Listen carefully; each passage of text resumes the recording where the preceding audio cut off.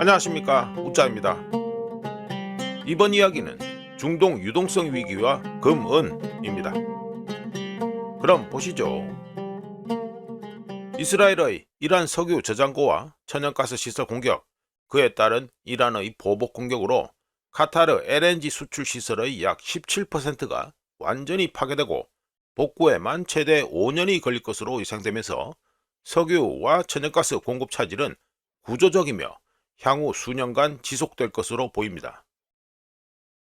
이란전이 3주를 넘겨 4주차에 들어간 가운데 지난 3주 동안 페르시아만 지역 내 외국인 거주자 중 약 3분의 2가 페르시아만 지역을 이미 떠난 것으로 추산되며 시티그룹과 스탠다드 차타드는 지역 사업 폐쇄 또는 대폭 축소를 발표했습니다.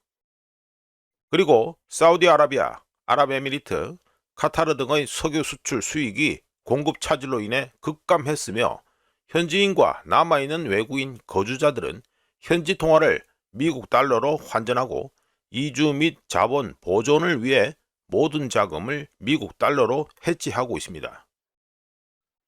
GCC 걸프 협력회의 국가들의 고정환율 방어 메커니즘이 중동 유동성 위기의 주요 전달 경로인데요. 참고로 GCC 걸프 협력회의 통화들은 미국 달러에 엄격하게 고정되어 있어서 사우디 리알은 1달러에 3.75 리알, UAE 아랍에미리트 디르함은 1달러에 3.67 디르함, 카타르 리알은 1달러에 3.64 리알, 오만 리알은 1달러에 2.6 리알, 바레인 디나르는 1달러에 0.376 디나르로 되어 있습니다. 즉, GCC 걸프 협력회의 중앙은행들은 고정환율을 방어해야 되고 고정환율을 방어하기 위해서는 달러 유동성을 공급해야 된다는 자연스러운 계산이 나오는데요. 그 과정에서 외환 보유액, 즉 미국 달러나 금, 그리고 은을 매각해야 한다는 압력을 받았습니다. 이로 인해 쉽게 매각할 수 있는 자산의 강제 청산이 이루어지고 있으며 금과 은이 대량 매도되고 있습니다. 은행 시스템에 가해지는 부담. 이란전 이후 중동 지역 내 예금 인출 수요는 신규 예금을 훨씬 초과해서 아랍에미리트 중앙은행은 뱅크런을 막기 위해 최대 1조 디르함 규모의 긴급 유동성 공급책을 발표하고 자본 요건을 완화했습니다.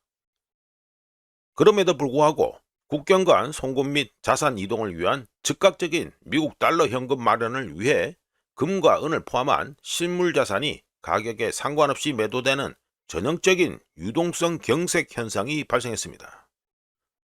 즉, 금과 은이 이번 사이클에서 직면한 최악의 적은 이란전이며 이번 강제 매도 또는 강제 청산은 펀더멘탈이나 심리적 요인에 의한 것이 아니라 기계적인 것이었습니다. 금과 은에 대한 단기적 영향. 이번 금, 은 폭락은 순전히 유동성 부족에 인한 것이며 지정학적 호재에도 불구하고 예상과 반대로 발생한 현상입니다. 금과 은은 미국 달러로 쉽게 현금화할 수 있는 자산이기 때문에 가장 큰 타격을 받고 있으며 페르시아만 정부들이 자본 통제를 시행할 때에만 상황이 개선될 것이기 때문에 그때까지는 지속적인 변동성과 하락 압력이 예상됩니다. 즉, 현재의 하락세는 일시적인 현상으로 보입니다. 다만 금과 은이 강세장으로 곧 반전할 것이라고 해석하는 것은 너무 앞서 나가는 것이라고 할 수 있습니다. 금과 은에 대한 장기 전망. 페르시아만 지역에서 목격되는 유동성 위기는 오히려 구조적 가설을 강화하며 금과 은에 대한 낙관적인 전망을 강하게 만드는데요. 다음과 같은 이유가 있습니다. 첫 번째, 미국 코맥스와 중국 상하이 거래소 금고에서 은이 빠르게 빠져나가고 있습니다.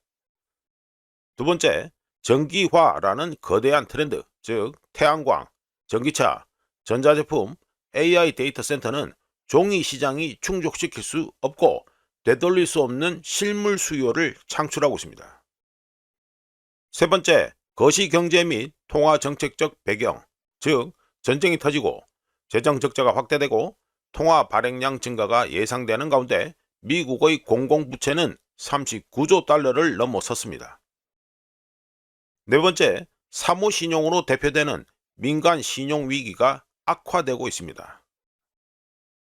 다섯 번째, 2008 금융위기보다 더 큰 위기 발생 위험으로 인해 이어지는 구제금융과 인플레이션이 불가피하고 이는 곧 명목화폐 신뢰도 하락으로 이어집니다. 새로운 금융질서에서의 전략적 자산. 신뢰가 약화될 때 금과 은은 최후의 안전한 담보가 됩니다. 이런 가운데 이란전으로 촉발된 단기적인 강제 매도는 실물자산 축적을 위한 전형적인 매수 기회를 만들어냅니다. 향후 유동성 압력이 정상화되고 구조적 요인이 시장을 지배하게 되면 금값은 상당히 높은 수준에 도달할 수 있다고 봅니다. 이상 중동 유동성 위기와 금은 이야기였습니다. 구독, 좋아요, 그리고 회원가입 감사합니다. 다른 이야기로 또 찾아뵙겠습니다.